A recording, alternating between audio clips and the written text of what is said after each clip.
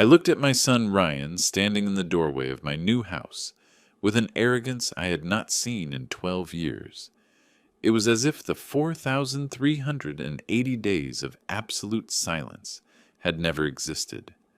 "As your son, it is the least you owe me," he said, pointing at my two-story residence while his wife Chloe recorded everything with her cell phone, probably to use it as evidence later.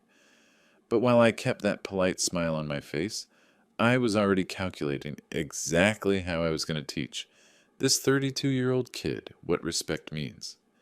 Have you ever felt that pain in your chest when someone you loved your whole life treats you like an ATM with legs? Have you gone through the humiliation of seeing your own blood speaking to you as if you were a debtor, not a father? If you are watching this story and have gone through something similar, stay until the end with me, because what happened after that afternoon taught me that a man only loses his dignity when he accepts being treated like a bank, not like a dad. Imagine the scene. Anthony Miller, 59 years old, retired construction worker, standing in the doorway of a house he could finally call his own after 35 years of breaking his back on construction sites. 12 years, my friends, 12 years without a call, without a happy birthday, without even a, "Are you still alive, boss?" And now there was Ryan, my only son with that fake smile, and his wife, filming as if they were documenting a legal right to my money. "Dad." Ryan hugged me as if we were the closest family in America. "You look amazing." The pause before amazing told me everything I needed to know. He expected to find me broke, desperate, maybe even needing help. Instead, he found me tanned, healthy, and living in a house that was worth more than he was going to earn in the next 10 years. "Thank you, son," I replied with that sweet voice I used when he was a child and had done some mischief. "How did you discover where I live?" Chloe lowered the cell phone for the first time. "It came out in the local paper. Construction worker receives multi-million-dollar settlement for work accident. It was not difficult to locate you." "Of course not. After 12 years pretending that I was dead, a quick search on Google had brought them straight to my door." How convenient that filial love had returned exactly when the numbers in my bank account became interesting. "Come in," I said, stepping aside. "You must be tired from the trip." Ryan walked past me without even looking at the garden I had installed last month, his eyes immediately fixed on the chandelier in the living room, calculating the value. Chloe was not more discreet. She took out her cell phone again and started filming everything. "This is amazing," muttered Ryan, and I could see the wheels turning in his head. He was already distributing my house as if it were an early inheritance. "The main living room is this way," I said, guiding them to the heart of my new life. The leather furniture cost more than the old car Ryan drove, but he did not need to know that yet. "Dad." Ryan made himself comfortable in my armchair as if he were the owner. "We need to talk about the future, about how we are going to handle this new situation." "Situation?" I repeated the word as if it were foreign. "Are you talking about my luck?" "I am talking about our family." His voice took on that responsible adult tone he had perfected since he married Chloe. "It is a lot of money for one person to handle alone, and frankly, at your age." There it was, at your age, as if 59 years turned me into a senile old man, incapable of taking care of my own life. The same son who had disappeared from my world when he decided I was no longer going to lend him money to maintain his failed artist life. "Where are you going to sleep tonight?" I asked, changing the subject with the smoothness of a viper. "I imagine you did not book a hotel." Ryan exchanged a look with Chloe. "Well, we thought. The house is so big it must have guest rooms." "Ah, yes," I smiled. 3 bedrooms, all with full bathrooms. It is really a lot of space for a single man." I made a perfectly calculated pause. "But I like the space." Chloe leaned forward. "Then there is no problem if we stay temporarily, just until we get organized." Temporarily, until they found a way to make their stay in my life and my money permanent. But they had something to learn about Anthony Miller. The last 12 years had taught me to be a very different man from that pleading dad they had abandoned. "Sure," I said. "You can stay in the bedroom at the end of the hall. It has a view of the patio." What I did not tell them is that it also had security cameras, with audio courtesy of my new protection system. If they were going to conspire against me, at least, I was going to have evidence. While I showed them the temporary room, Ryan did not stop making comments about the investment potential of the property and how the family should work together to maximize opportunities. Every word confirmed what I already knew. They had not come for love. They had come for money. That first night after they settled in, I heard them whispering in the room. My new house had excellent acoustics, another feature they had not considered. Their plans were as predictable as they were pathetic. They wanted me to make a will immediately to put them on the bank accounts for security, to sign some papers that Chloe had brought as a precaution. I stayed awake until late that first night planning. 12 years ago, when Ryan decided that his dad was a hindrance to his happiness, I had begged, tried to maintain a relationship that he had already decided to destroy. This time would be different. This time I had control, and Ryan was about to discover exactly what kind of man his father had become when he had to learn to survive all alone. There are pains that a man swallows for years until one day the throat can no longer take it, and when a father is betrayed by his own blood, the scar that remains crosses entire generations. But sometimes, just sometimes, that scar becomes a lesson that is worth more than all the money in the world. If you have ever felt that a whole life of work as a father was worth less than a momentary whim of your son, stay until the end of this story with me, because what happened after that night taught me that a man only loses his dignity when he accepts being treated like a bank, not like a dad. Subscribe to the channel William's Revenge Stories so you do not miss the next stories. There are many fathers out there who need to hear this. Before continuing, if you like real stories like this one, stories that show it is never too late for a man to recover his value, subscribe to the channel and turn on the notification bell. Because here I do not tell stories of victims. I tell stories of men who decided to fight back. My name is Anthony Miller, and I need to go back a little in time, so you understand how I arrived at that moment, standing in the doorway of my new house, watching my 32-year-old son treat me as if I were an ATM, with legs, not a father who dedicated 3 decades of his life to raising that kid. Why this story? This story is going to make many dads reconsider what they are accepting in the name of family love. I was 27 when Ryan was born. I worked as a construction worker in a small company, and his mom, Sarah, was a secretary at an elementary school. We did not have much, but we had dreams.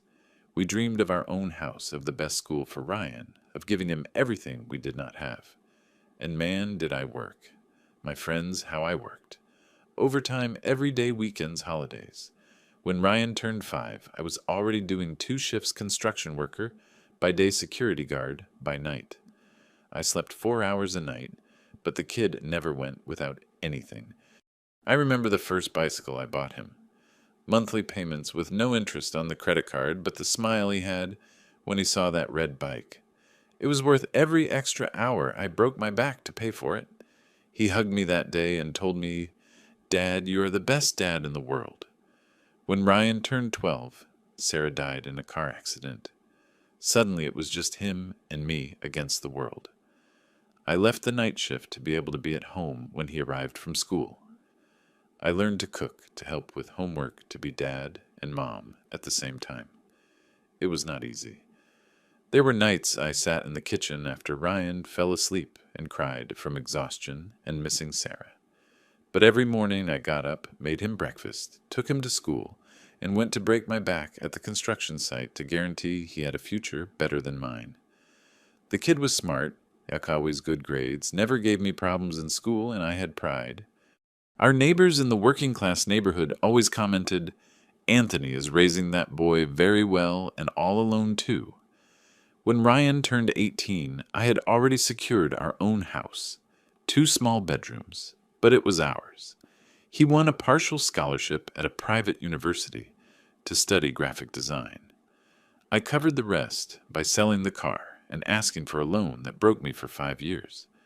"Dad," he told me the day of graduation, "someday I am going to give you a bigger house. You deserve it."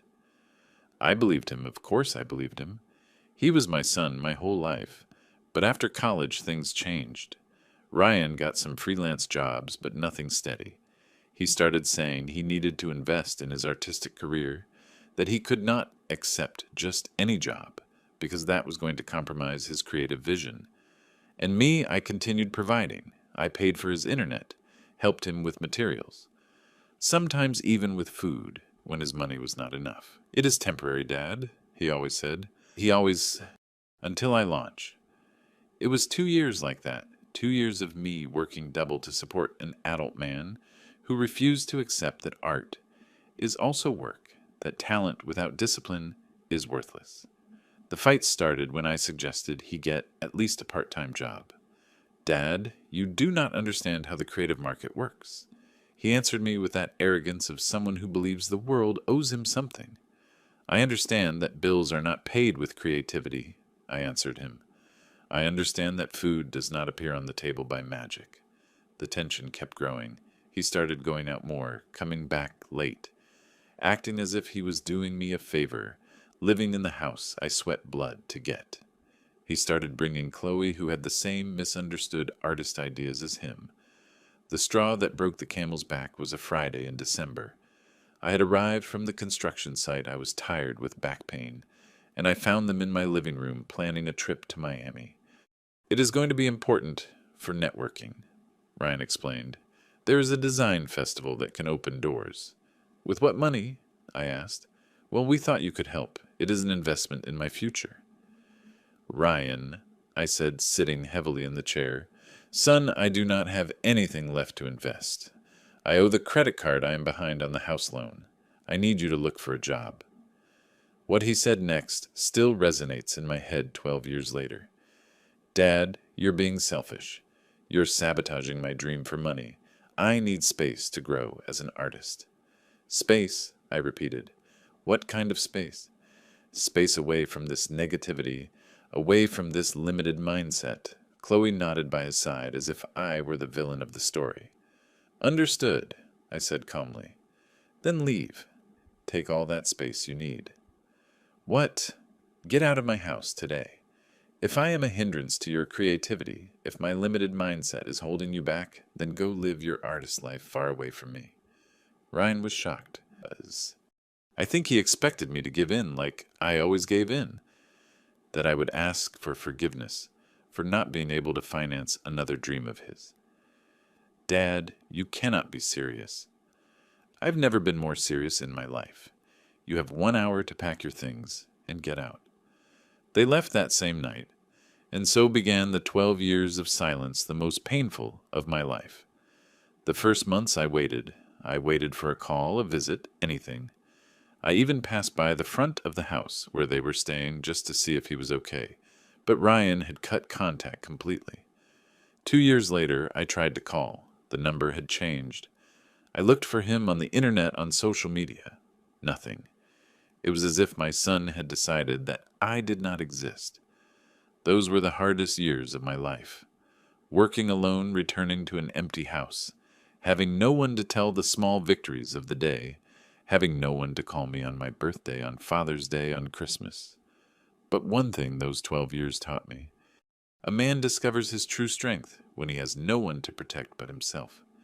I stopped breaking my back to maintain other people's dreams and started building something for myself. I saved every dollar. I studied investments. I bought a small piece of land. I built a house to rent, then another. Little by little but steady, I was building a fortune. And then came the accident at the site. A beam fell. It crushed my right leg. 8 months in the hospital. 3 surgeries.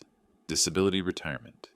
But also a settlement of $4 million for negligence of the construction company. Suddenly, the construction worker who worked 12 hours a day became a rich man, and that was when my son remembered he had a dad. I woke up the next day with the noise of Ryan rummaging in my kitchen as if it were his natural right. From the stairs, I could see him opening the cabinets, inspecting the contents of my pantry like an appraiser calculating inventory.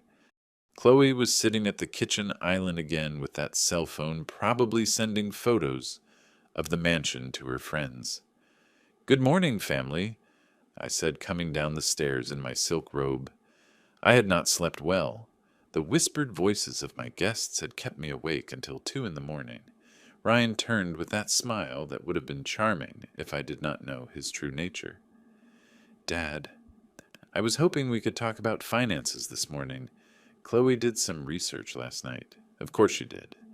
Probably they had already calculated down to the last penny of my settlement and decided how to spend it." "Coffee," I offered, ignoring the comment completely. "I had special beans brought from Colombia. They cost $50 a pound." Chloe almost choked on her orange juice. $50 for coffee. "When you have money, my dear, you can give yourself small luxuries," I replied while I prepared my Italian coffee maker, although I imagine that is news for our family. The silence that followed was delicious. Ryan and I knew perfectly well that he had spent the last years struggling economically.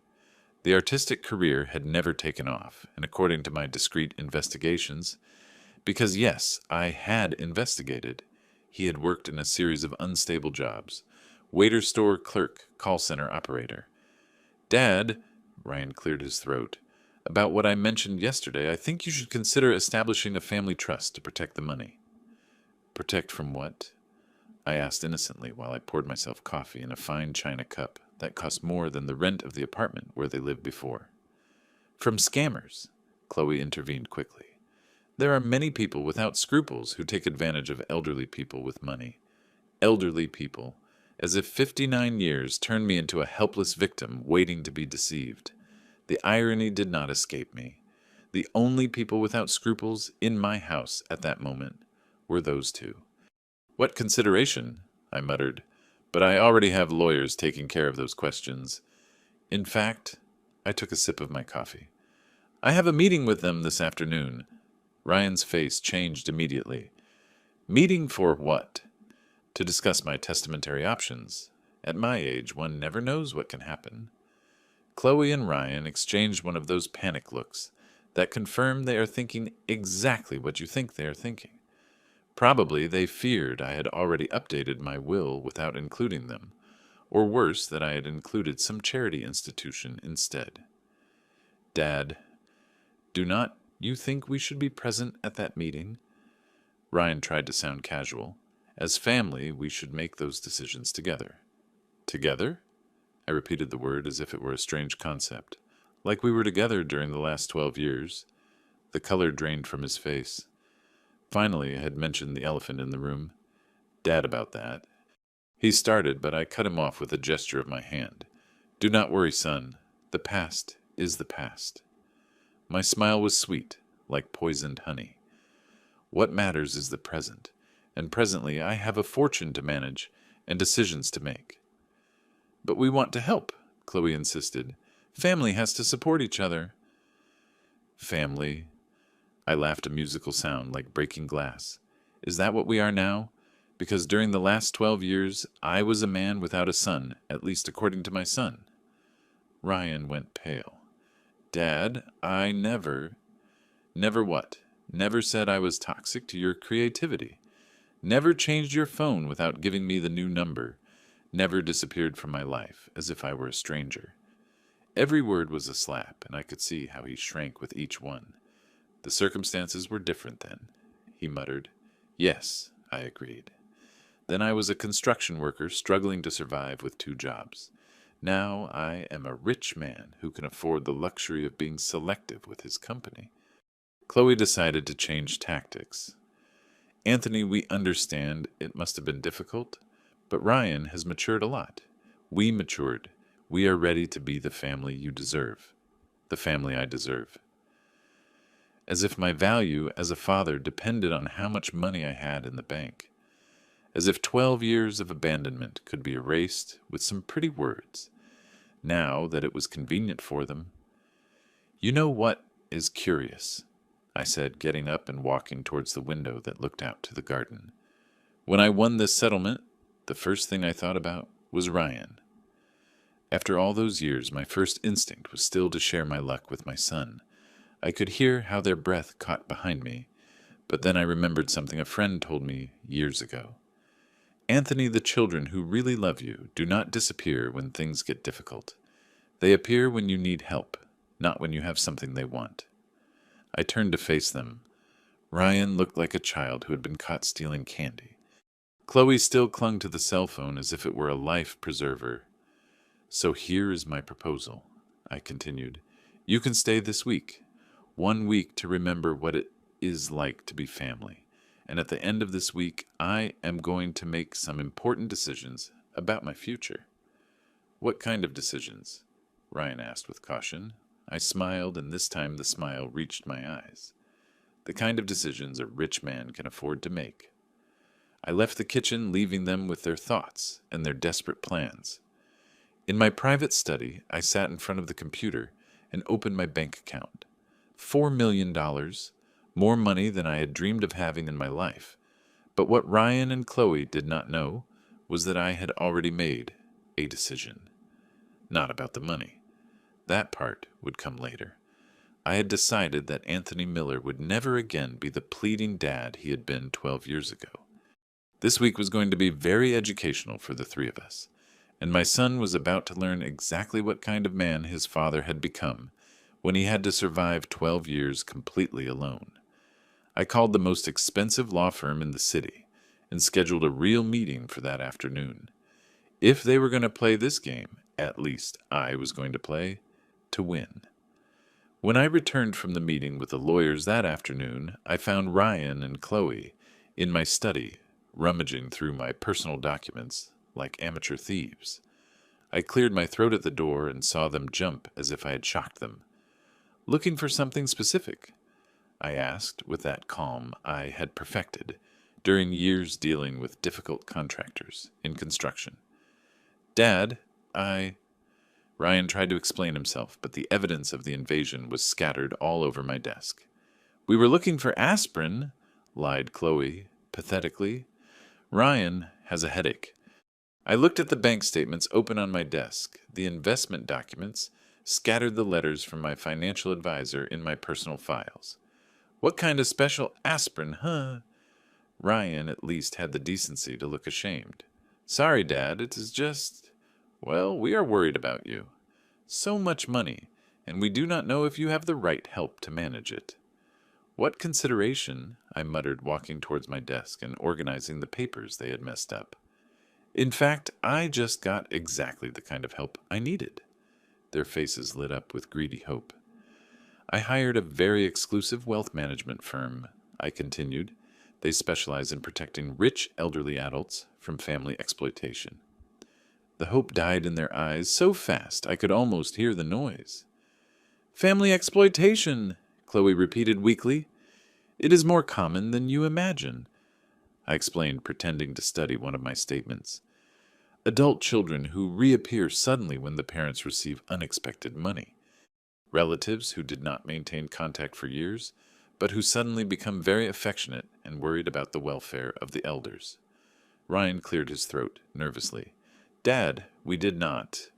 Did not? What? Did not come here with suitcases without even asking if you could stay. Have not passed the last 2 days talking about trusts and inheritances. Did not just check my private documents. The silence that followed was so thick it could be cut with a knife. Look, Ryan, I said finally, sitting in my desk chair, the position of power in the room. I know exactly why you are here. And if you are going to do this play of affectionate family, at least do it well. Chloe straightened up. What are you talking about? I am talking about if you are going to pretend to be a family that worries about my welfare, at least make it convincing. I leaned back in the chair. Tell me about your lives, about the last 12 years, about why now suddenly you need to live with me. Ryan and Chloe exchanged another one of those looks.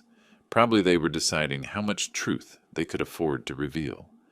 Well, Ryan started slowly, I've had some Professional challenges. What kind of challenges? The graphic design market has been difficult.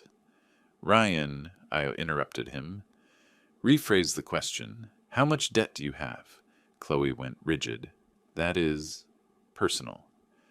My dear, I smiled sweetly, if you are going to live in my house and seek access to my money, your personal finances become my problem. Ryan sighed, defeated. We owe a lot. The car payments are behind for 3 months. The credit card is maxed out for a long time. And the apartment? What about the apartment? We got evicted, admitted Chloe in a low voice. That is why we brought the suitcases. We do not have anywhere to stay. There was the truth. They had not come for family love or concern for my welfare. They had come because they were desperate. And I was their winning ticket, literally. I understand, I said calmly. Then this is not a family reunion. It is a financial rescue. Dad, Ryan started. No. Then explain one thing to me. I leaned forward. At what moment during the last 12 years did you remember you had a dad? Was it when you read about my settlement in the paper? Or was there some other magical moment of filial recollection? Ryan could not maintain eye contact. Dad, I know I made mistakes. Mistakes? I laughed, and it was not a pleasant sound.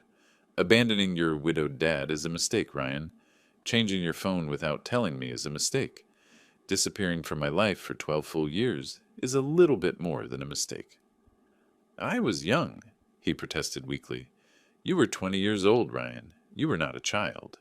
I got up. And now you are 32. You are a married adult man who still expects Daddy to solve all his problems. That is not fair, Chloe intervened. Families should support each other. Family. I repeated the word again. Chloe, my dear, where was that philosophy of family support when Ryan decided he was too good to maintain contact with his dad? She had no answer for that. Look, I said finally, I'm going to be very clear with you two. You can stay this week as I promised, but you are not going to manipulate me. You are not going to emotionally blackmail me. And you definitely are not going to check my things like thieves. We are not thieves, protested Ryan. No. Then what do you call trying to obtain access to money you did not earn from a person you abandoned? I headed towards the door. Dinner will be at 7. I hope by then you have decided if you want to try to be real family for the rest of the week, or if you prefer to continue with this pathetic act of worried children. I left them in my study with their mouths open and their plans in ruins. In my bedroom, I poured myself a glass of whiskey, the good one that cost more than the monthly rent they could not pay, and sat on my private terrace watching the sunset. 12 years ago, I would have been crying at this moment. I would have been begging forgiveness for whatever I had done wrong, desperate to recover my son's love. But that man had died the day Ryan closed the door in my face and told me he needed to get out of his life. The man who had taken his place was much more interesting, and Ryan was about to get to know him very well. There exists a specific loneliness of the man who raised a son alone and then was abandoned by him. It is different from the loneliness of someone who never had anyone. It is the loneliness of someone who gave everything, sacrificed everything, and even so, it was not enough. During the first years after Ryan left, I spent entire weekends without speaking to anyone.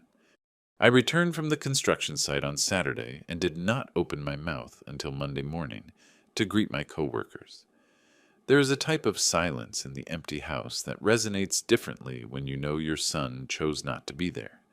But there is something about us, construction men. We learn to build with what we have. And when we do not have material, we learn to improvise. When we do not have help, we learn to do it alone. And when we do not have family, we learn to be family, for ourselves. The last 12 years taught me that a man discovers who he really is when he has no one else to impress, no one to protect, no one to support but himself. And what I discovered about Anthony Miller surprised me. I discovered I was smarter than I thought. I started reading about investments, about real estate, about how to make money work for you instead of you working for money.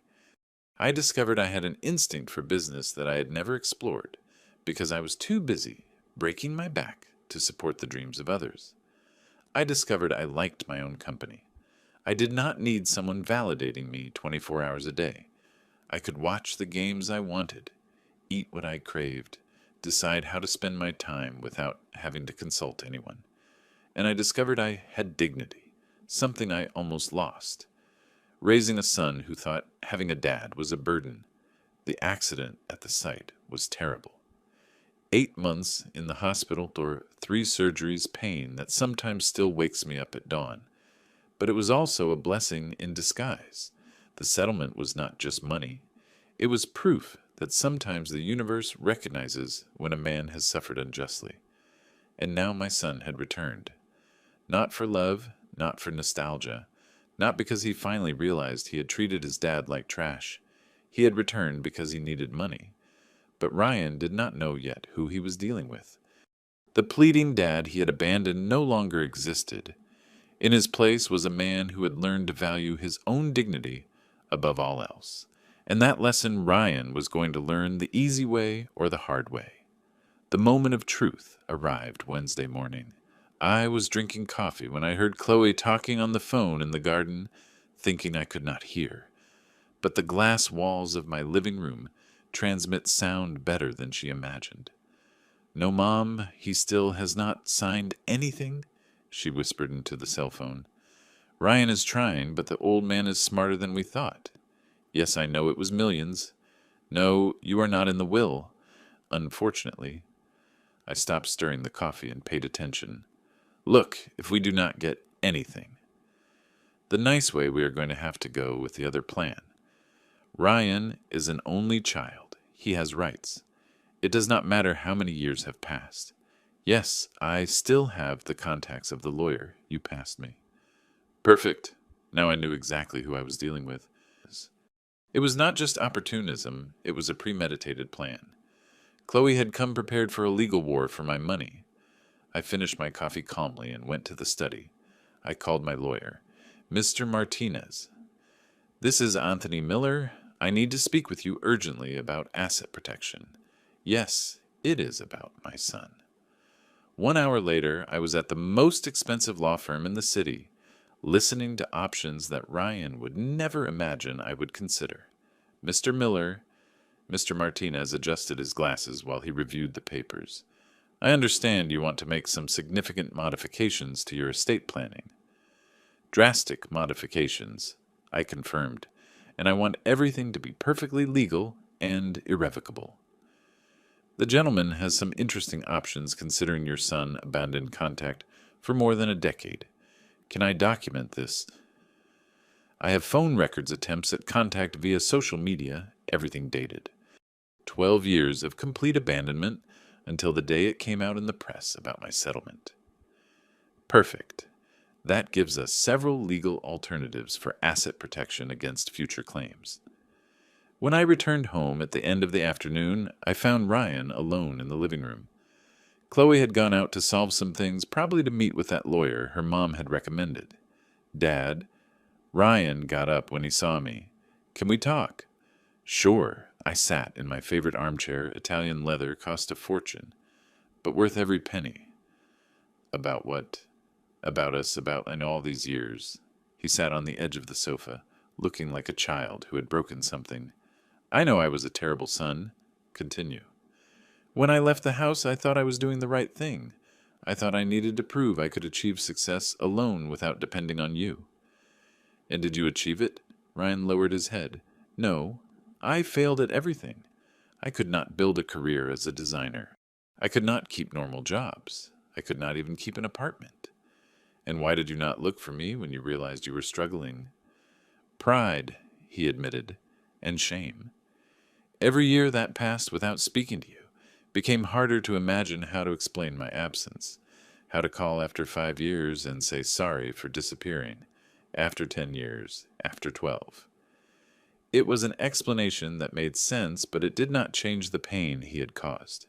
"Ryan," I said calmly, "do you know how many times I rehearsed what I would say if you called?" He shook his head. "Hundreds. I had entire conversations with myself in the mirror. I prepared different answers depending on if you called to ask for forgiveness, to ask for help, or just to say hello. I stopped. I never prepared an answer for you appearing with suitcases, demanding part of my inheritance. Ryan shrank as if I had hit him. Dad, the way we got here has no forgiveness. It does not. I got up and walked to the window. But at least now you're being honest about it. Can I ask something? Go ahead. Do you still love me after everything I did after all these years? Do you still feel any love for me? The question caught me off guard, and it was the first time he asked about feelings, not about money. Ryan! I turned to look at him. A dad's love is not like a faucet you turn off when you get angry. 12 years of abandonment did not kill my love for you, only buried it under a lot of disappointment and anger. And now, what do you feel when you see me now? Now I see a 32-year-old man who is finally assuming responsibility for what he did. I see someone who maybe, just maybe, is ready to be the son I raised, not the stranger who appeared at my door on Monday. Tears started rolling down his face. Dad, I want to be that son. I want to try to fix our relationship, not for the money. I know I do not deserve anything. I just want my dad back. Something moved in my chest. Something I had kept carefully guarded for years, but I was not going to let emotion make me forget reality. Ryan, pretty words are easy to say when you are desperate. The question is, what are you willing to do to prove you are serious? Whatever it takes. Whatever it takes is a dangerous phrase. I am going to make you a proposal, but it is going to have very specific conditions. He straightened up, paying full attention. First condition, you are going to look for a job. Not as a designer, not chasing artistic dreams, but a real job that pays a salary, so you support yourself. Okay. Second condition, you are going to do therapy. You need to understand why you took the decisions. You took why you abandoned your family, why you chose a wife who sees your dad as a personal bank. Ryan nodded, although I saw him shrink when I said wife. Third condition, you are not going to receive a single penny from me until you prove you can keep a job for 6 months and that you really are working on changing. And Chloe. Chloe is not my responsibility. She is your wife. You solve it. Dad, she is going to get furious. Ryan, there is something you need to understand about being an adult. Sometimes you have to choose between pleasing people and doing the right thing. During 12 years, you chose to please your wife and your artistic fantasies. Now it is time to choose to do the right thing. At that moment, we heard the key in the door. Chloe had returned. I promise I am going to think about what you said, Ryan whispered quickly. No, I said firmly. Thinking solves nothing anymore. Either you accept my conditions now, or you can pack your suitcases tonight. Ryan looked me in the eyes, and for the first time in 12 years, I saw the kid I had raised, not the lost man he had become. I accept, he said. I accept all the conditions. All right, tomorrow morning you are going to go out to look for work, and I am going to call a therapist I know to schedule your first session. Chloe entered the living room at that moment, with a victorious expression on her face. How did your errands go? I asked innocently. Very productive, she smiled. I talked with some consultants about our rights. How interesting. Ryan, do you want to tell your wife about our talk? Ryan looked between Chloe and me like a man about to jump off a cliff. Chloe, I just accepted a proposal from my dad. What kind of proposal? I'm going to look for work tomorrow and do therapy and, well, we are not going to receive money for the moment. Chloe's face changed from the victorious smile to pure fury in a matter of seconds. How do you mean we are not going to receive money, Ryan? We already talked about this. I know, but nothing. She turned towards me. Anthony Ryan is your son. You have a legal obligation to help him. Actually, I smiled, I do not. He is a 32-year-old adult who abandoned me for 12 years. I have no obligation whatsoever. We will see what my lawyer says about that. Ah, you already have a lawyer. How efficient. My smile got bigger.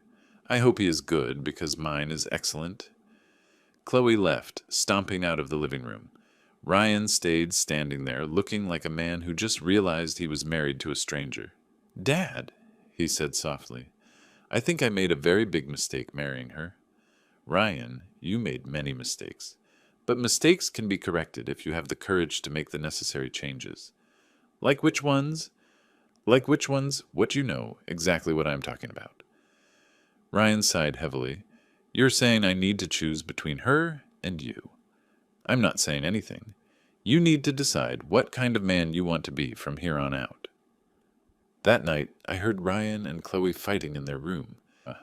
She shouted about money, about rights, about how he was being manipulated. He tried to explain he wanted to fix the relationship with me. "You are being an idiot," I heard her shout. "It is millions. Ryan, millions. And you are going to throw everything away for the wounded pride of an old man."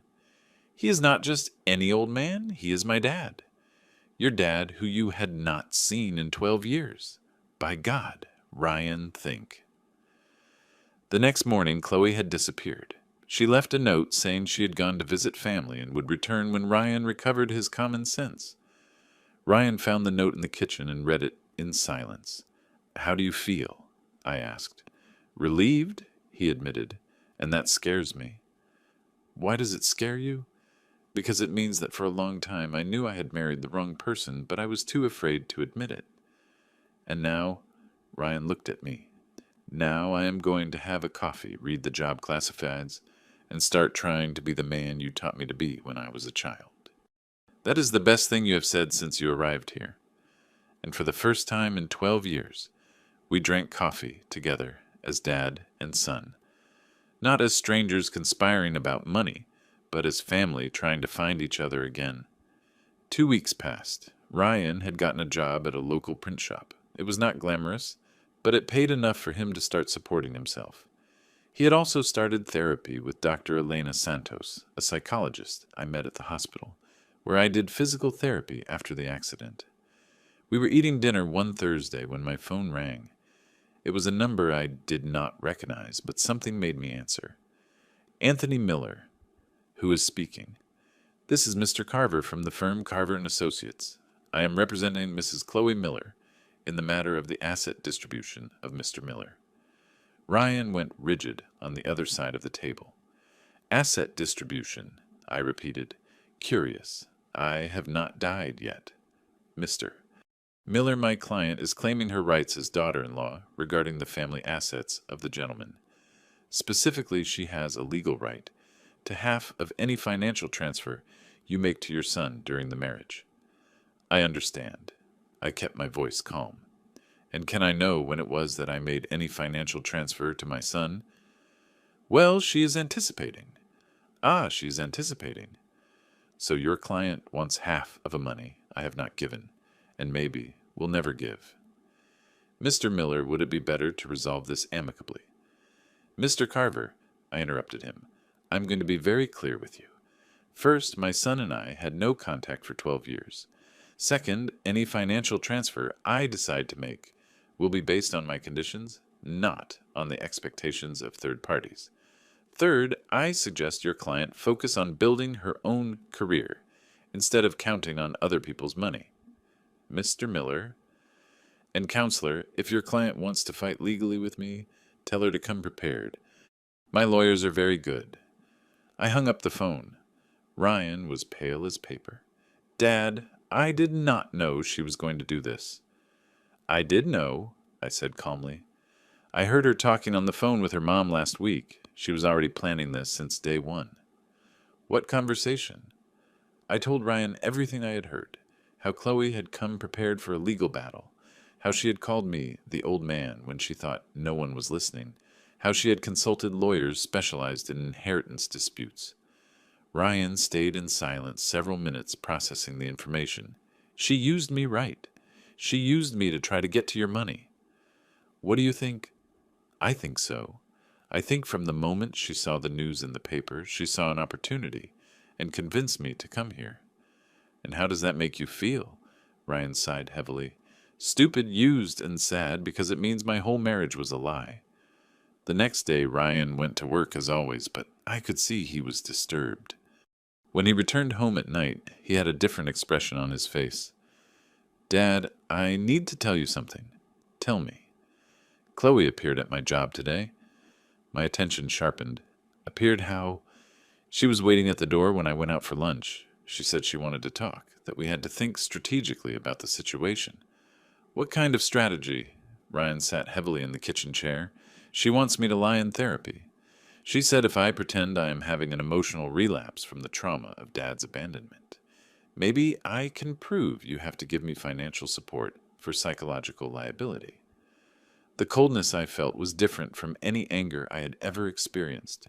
It was something more calculated, more dangerous. And what did you answer her?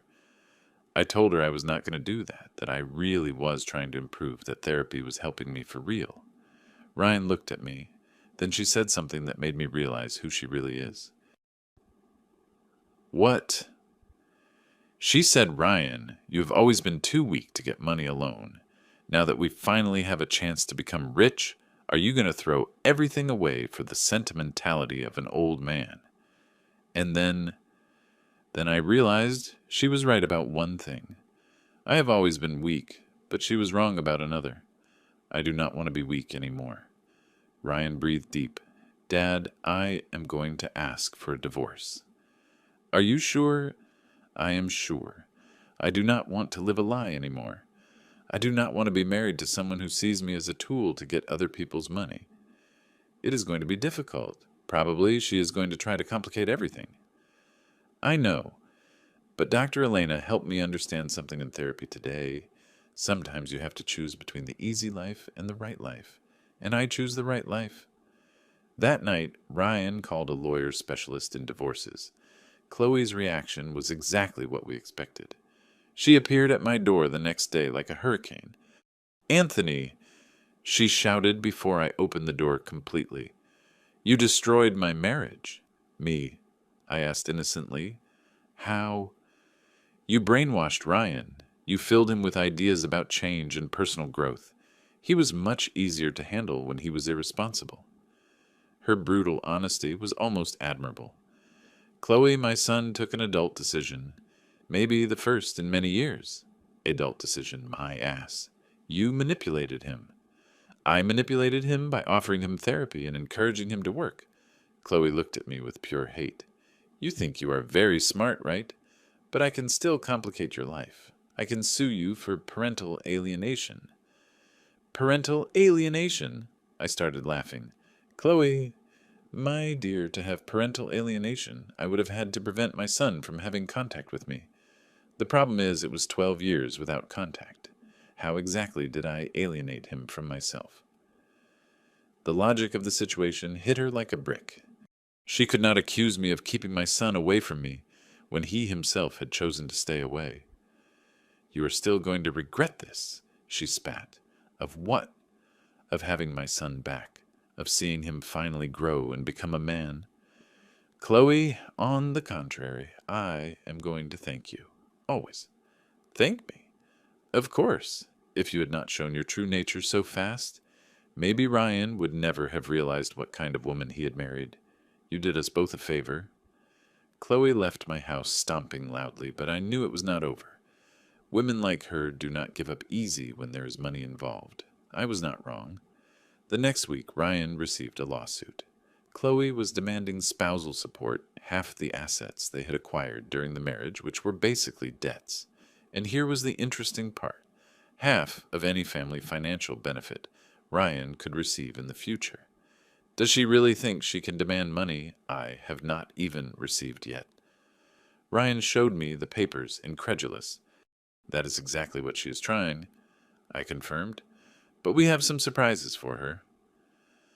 The next day we went to the notary, not to give money to Ryan that I was still not going to do, but to officialize something that was going to make it very difficult for Chloe to get anything from my fortune. We went to register a company, Miller & Son Real Estate Consulting, LLC. Ryan as minority partner, me as majority partner, completely legal, completely documented. Dad, I do not understand, Ryan said while we signed the papers at the notary. What company is this? It is your new future, I explained. From now on, you are no longer my unemployed son asking for help. You are my business partner, receiving a share in the profits of a legitimate company. His eyes widened when he understood the play. And Chloe cannot sue for business participation you earn with your own work, I completed. She can sue for inheritances, donations, gifts, but she cannot sue for your salary. This is genius. This is justice, I corrected. And now you are going to learn for real how to work, because this company is going to be real. You are going to manage my properties. You are going to help with my investments. You are going to earn your money honestly. When Chloe found out about the company, she appeared at my door like a beast. But this time she brought reinforcements. Her mom, Mrs. Patterson, a woman of about 55, with the face of someone who spent her time plotting something. Mr. Anthony? Mrs. Patterson started with that sweet voice fake people use. You cannot do this with my daughter. Do what Mrs. Patterson.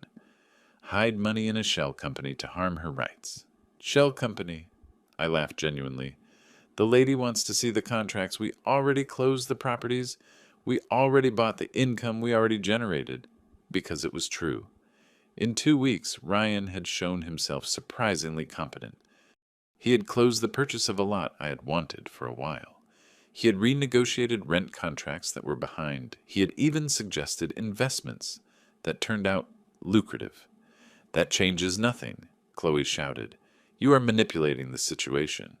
Chloe, I said calmly, your husband is working 12 hours a day learning about real estate, making spreadsheets, visiting construction sites. If that is manipulation, then every company in America is manipulating its employees. He's only doing that because you promised him money. You are wrong. Ryan appeared at the door behind them. I am doing this because finally I found something I am good at for real. Chloe turned towards him like a viper about to attack. Ryan, they are using you. They are respecting me, he rebutted. For the first time in life, someone trusts my work enough to pay me well for it. What work you are playing businessman with? With your daddy's money. Chloe Ryan's voice went cold. I'm going to explain something I learned in therapy. The difference between real work and manipulation is that in work you deliver value in exchange for what you receive. In manipulation, you only take without giving anything. He looked directly at her. You spent 2 years convincing me that my failures were the fault of others, that I deserved things without having to work for them. That rich family had an obligation to share money. That yes was manipulation. I loved you. You loved the idea of having a husband with a rich dad. You did not love the man I really was. Mrs. Patterson tried to interrupt. Ryan, son, they are influencing you. Mrs. Patterson. Ryan turned towards her. With all respect, you raised a daughter who sees marriage as a financial investment. I no longer want to be part of that. The two left that day defeated, but I knew they still had not given up. Women like Chloe and her mom do not stop while they believe they have something to gain. It did not take long to discover what their next move would be. 1 week later, Ryan returned from work, visibly disturbed. Dad, Chloe went to the company today. Went to do what? She tried to convince my coworkers that I am being psychologically exploited by you.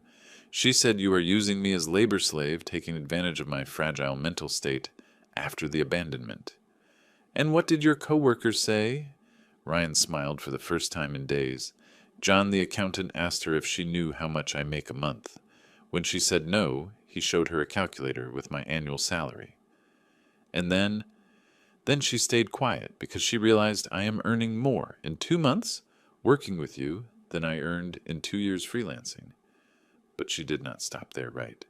No, she threatened to sue the company for exploitation of a worker in a vulnerable situation. Let her sue. I have all the contracts, all the tasks documented, all the payments registered. Any judge is going to see you are being paid fairly for real work. But the situation escalated when Chloe managed to convince a city councilman to investigate our company for possible money laundering through a fictitious family business. The complaint was ridiculous. Our company was 2 months old, all documents in order, all transactions transparent, but it created problems. Dad, Ryan sought me out after we received the notification from City Hall. Is this going to harm our business? No, I answered firmly, because we have nothing to hide. But it is going to be annoying. Maybe I should resign from the company. I do not want you to have problems because of me. Ryan, I put my hand on his shoulder. Son, do you think I'm going to let a woman who used you for years destroy the future we are building together? But what if? There is no what if. We are going to fight, and we are going to win. And we fought. We hired the best lawyers. We presented all the documentation. We invited City Hall to visit our projects. In 2 weeks, the investigation was archived for lack of evidence of any irregularity. More than that, the investigation ended up proving exactly the opposite of what Chloe wanted. It was officially documented that our company was legitimate, lucrative, and that Ryan was a competent employee receiving a fair salary. How do you feel now? I asked Ryan when we received the archive notification. Relieved and proud. He looked at me. Dad, for the first time in life, someone investigated my work and concluded I am competent. Because you are. You always were. You just needed to stop running from responsibility and start using the brain God gave you. That night, Chloe spoke to Ryan for the last time. Congratulations, she said, and even through the speakerphone I could hear the venom in her voice. You won. Chloe, Ryan answered calmly. It was not about winning or losing. It was about doing the right thing. The right thing? Ryan, you chose a man who abandoned you for 12 years, instead of the woman who stayed by your side when you had nothing. Chloe, you never stayed by my side. You stayed by the side of the possibility that I would get easy money. And my dad did not abandon me. I abandoned him. Finally, I am seeing the difference. You are going to regret this. Of what? Of having a successful career, of having recovered my dad, of having learned to be a real man. Ryan paused. Chloe, on the contrary, I'm going to thank you, always. Thank me for having shown your true face before it was too late. If you had continued pretending, maybe I never would have realized what kind of life I was living. Chloe hung up without another word. It was the last time we heard from her. 2 months later, we received a notification that she had moved to another state. Married to a widowed and retired rancher. The divorce process, probably she had found an easier target. How do you feel knowing she gave up? I asked Ryan. Free? He answered without hesitation, as if finally I could breathe well. And now, what do you want to do with your life?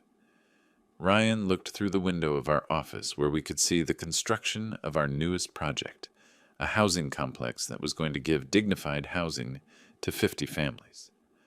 I want to keep building, he said. I want to build houses, build a solid company, build an honest relationship with my dad.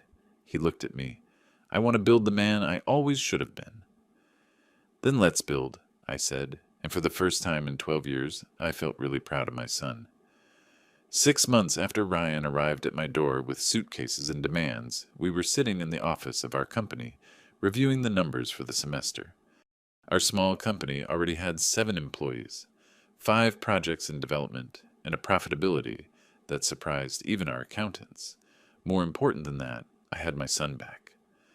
Dad, Ryan lifted his eyes from the spreadsheets he was analyzing. Can I ask you something that has intrigued me for months? Sure.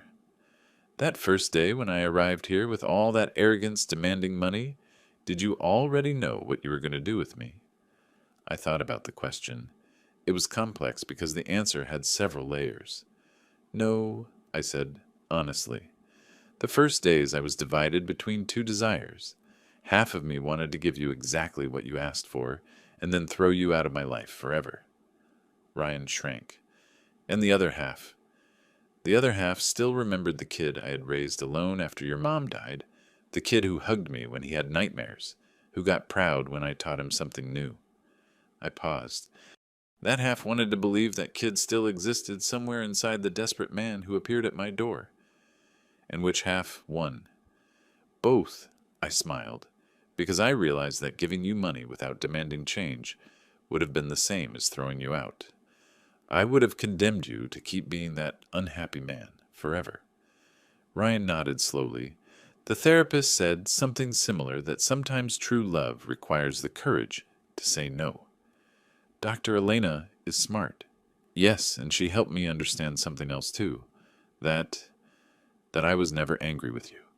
I was angry with myself for not being able to be the son you deserved, but it was easier to blame you than to do the work of changing. It was a mature perception that showed how much he had grown in these months. And now, how do you feel about yourself now? Ryan looked around our office. The walls were covered with plans of our projects, photos of the works and development quality certificates we had received. But more than that, they had photos of us working together, smiling genuinely. Now, when I see myself in the mirror, I like the man I see, he said. He is not perfect, but he is a man who works honestly, who respects his dad, who built something of value with his own hands. At that moment, our phone rang. It was a client wanting to hire our services for a big project, a luxury condo in the rich area of the city. While Ryan answered the call, negotiating technical details with a competence that impressed me every day, I thought about the road we had traveled together. The first days of him in the company had been difficult. Ryan arrived early, stayed late, but he was clearly insecure about his capabilities. 12 years of failures had completely destroyed his confidence. Dad, he told me at the end of the first week, what if I am not good at this? What if I disappoint you again? Ryan, I answered, you're going to make mistakes. Everyone makes them. The difference between a man and a kid is that the man learns from mistakes instead of using them as an excuse to give up. And he learned. When he made a mistake in the calculation of a budget, and we almost lost a client, he stayed all night redoing the numbers, studying where he had gone wrong, creating systems so as not to repeat the error. When he had difficulty dealing with a difficult supplier, he asked me to accompany him to the following meetings until he learned the techniques of negotiation. When he realized he did not understand enough about construction, he enrolled in a night technical course and studied every weekend. Son, I told him after 2 months seeing that dedication, do you know you are working more hours than I worked when I was a construction worker? I know, he smiled, but now I understand the difference. What difference? When you worked as a construction worker, you were building a future for me. Now I am building a future I can be proud of. It makes all the difference in the world. But it was not only professionally that Ryan changed. Personally, he became a man I barely recognized in the best sense. He started taking care of himself physically. He got up at 5 a.m. to run before work. He stopped eating junk and started cooking healthy meals. In 3 months, he had lost 30 pounds and gained a posture that radiated confidence. Why did you decide to change even that? I asked when I noticed the transformation. Because I realized that for years I had been neglecting everything in my life. Work, family, health, appearance. If I was going to change, I was going to change for real. He also started developing his own hobbies. He discovered he liked photography and started documenting our construction projects. The photos were so good we started using them in our marketing material. I always liked art, he told me one day while he edited photos on the computer. Only I did not understand that art can also be functional. It can serve for something more than satisfying the ego of the artist. But the change that impressed me most was in his relationship with money. The man who had arrived at my house demanding millions now questioned every dollar the company spent. Dad, this supplier is charging 15% more than the competition. He showed me a detailed spreadsheet. Is it worth paying more for quality, or can we negotiate a better price? What do you think? I think quality is important, but 15% is a lot. I'm going to try to negotiate a middle point. And he got it.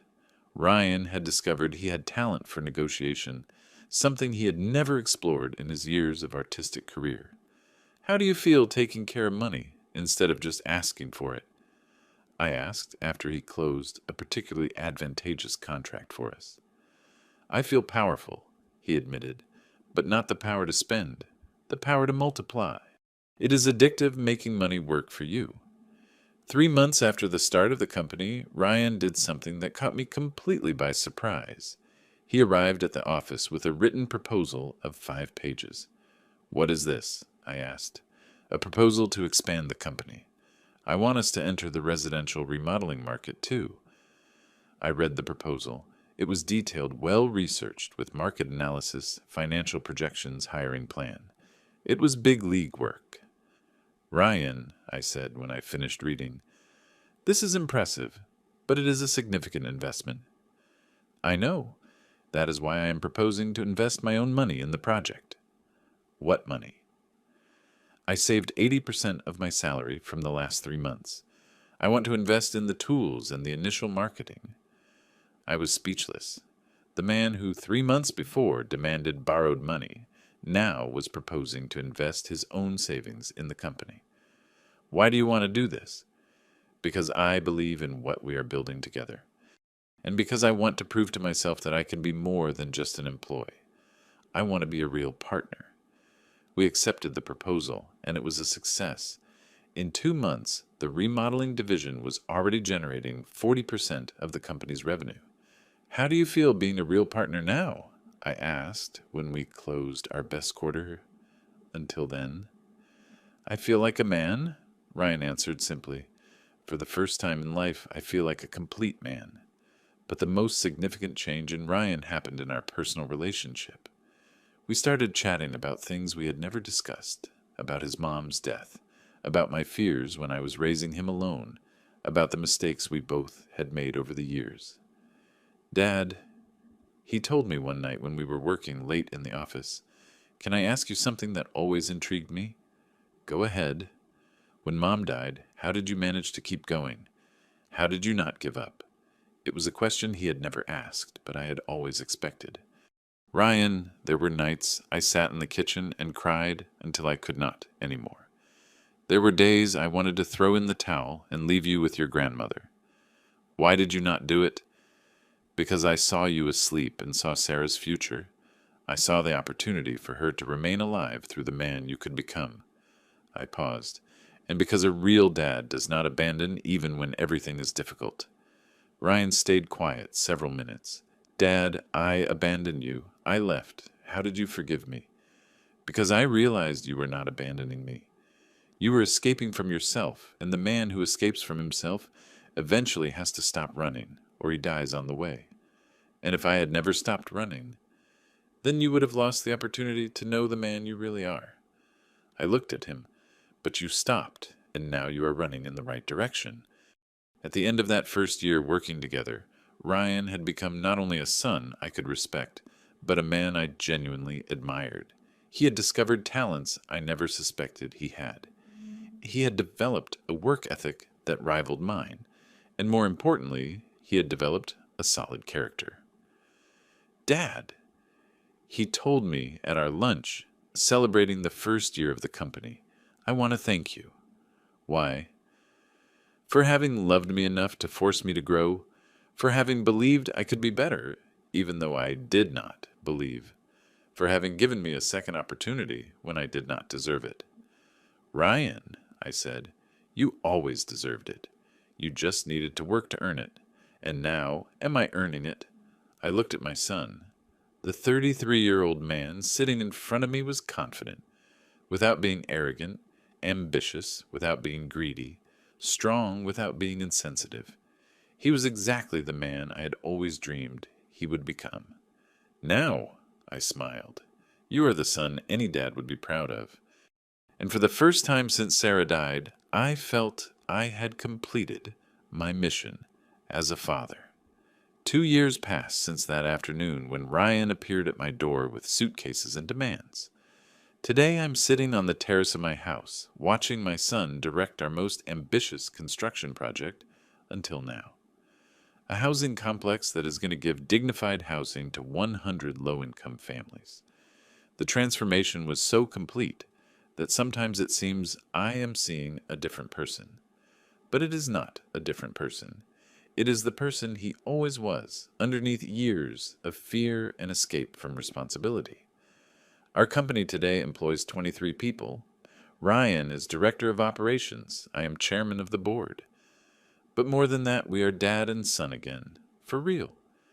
Dad, Ryan calls me from the project. The schedule of the work is 2 weeks ahead.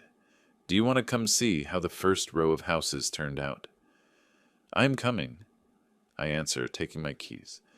While I drive towards the site, I think about the road we traveled. It was not easy. Ryan had moments of doubt, moments when he wanted to give up and return to the old life. I had moments when I asked myself if I was being too hard, if I should have gave the money, and that is it. But we persisted, and every day that passed, our relationship became more solid, our company more prosperous, our life more meaningful. When I arrive at the site, Ryan is explaining details of finishes to a family that is going to receive one of the houses. The lady is crying from happiness. The husband squeezes my son's hand with a gratitude that reaches my heart. Engineer Ryan, says the man, my family is never going to forget what you are doing for us. Mr. Franklin, answers Ryan, the one who has to thank you is me. You are giving me the opportunity to build something worth the trouble. I observe the scene from afar and feel a pride I do not have words to describe. My son was not only building houses, he was building dignity, hope, future. How do you feel?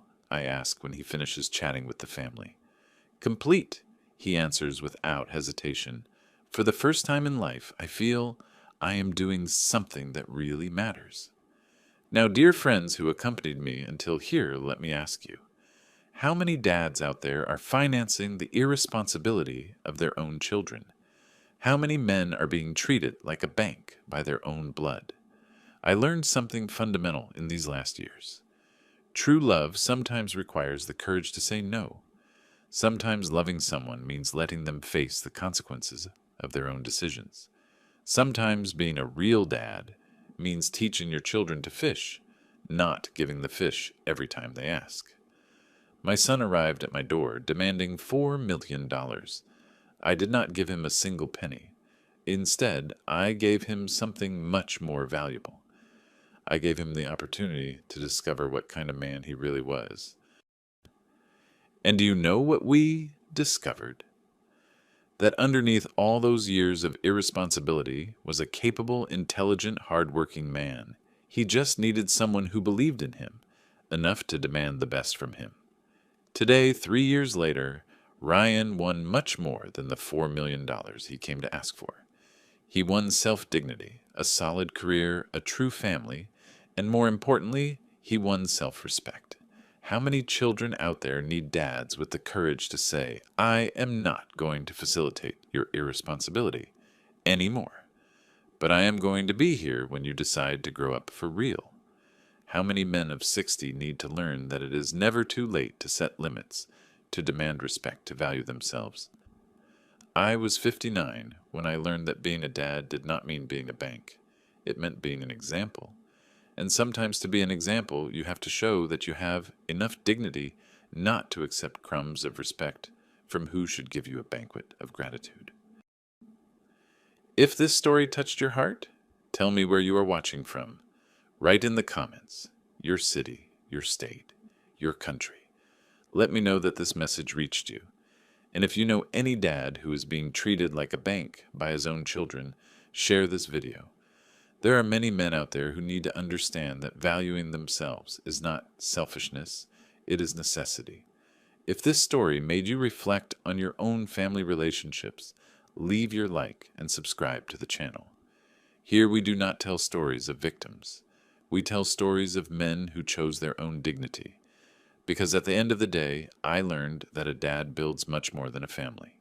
He builds a legacy.